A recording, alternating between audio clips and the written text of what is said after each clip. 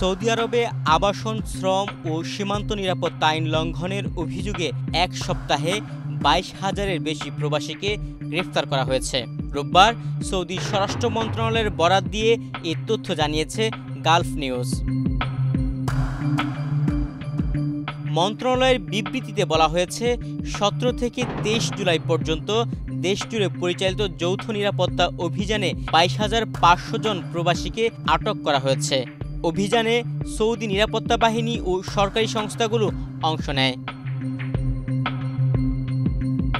গ্রেফতারের মধ্যে 13,800 জন আবাসন আইন, 5,200 জন সীমান্ত নিরাপত্তা আইন এবং 3,400 জন শ্রম আইন লঙ্ঘন করেছেন বলে জানানো হয়েছে। এছাড়া অবৈধভাবে সীমান্ত অতিক্রম করে সৌদিতে প্রবেশের সময় আরও 1,957 জনকে আটক করা হয়েছে। এর মধ্যে অধিকাংশ ইথিওপিয়ান ও ইয়েমেনি নাগরিক। গ্রেফতারকৃতদের মধ্যে ইথিওপিয়ান 61% এবং ইয়েমেনি 38%।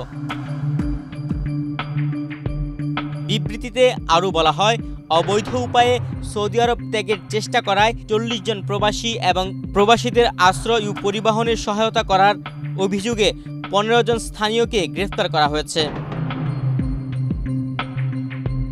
বর্তমানে 18,300 জন প্রবাসীর বিরুদ্ধে আইনি প্রক্রিয়া চলমান রয়েছে, যাদের মধ্যে 15,700 জন পুরুষ এবং 2,500 জন নারী। তাদের মধ্যে 11,000 জনকে নিজ দেশে ফেরত পাঠানোর জন্য নিজ নিজ কূটনৈতিক মিশনে পাঠানো হয়েছে এবং সমসংখ্যক প্রবাসীকে ইতিমধ্যেই দেশে প্রত্যাবর্তন করা হয়েছে। সৌদি আইনে অবৈধভাবে প্রবেশের সহায়তা করলে সর্বোচ্চ 15 বছরের কারাদণ্ড ও 10 লাখ সৌদি রিয়াল পর্যন্ত জরিমানার বিধান রয়েছে। দেশটির স্বরাষ্ট্র মন্ত্রণালয় নিয়মিত এ বিষয়ে সতর্কতা দিয়ে আসছে। সৌদি আরবে বর্তমানে প্রায় 3,48 লাখ মানুষের বসবাস, যার বড় একটি অংশই বিদেশি শ্রমিক।